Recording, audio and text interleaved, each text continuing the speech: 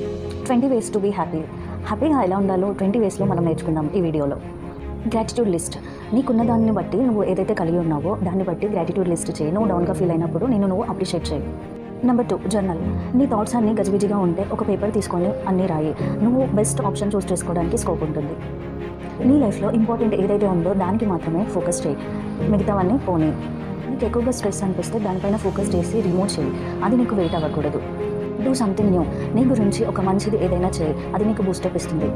నువ్వు లోగా ఫీల్ అయినప్పుడు నీ బిగ్గెస్ట్ అచీవ్మెంట్స్ ఎన్ని ఉన్నాయో అన్నీ రాసేయి.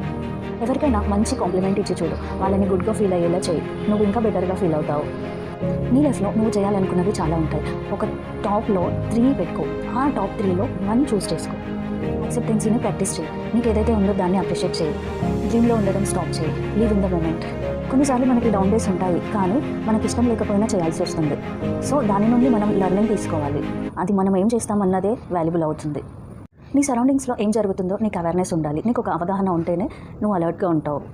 ఈ వీడియో మీకు నచ్చినట్లయితే ఇందులో ఏ పాయింట్ అయినా మీకు హెల్ప్ అవుతే కామెంట్ బాక్స్లో కామెంట్ చేయండి. Thank you for watching.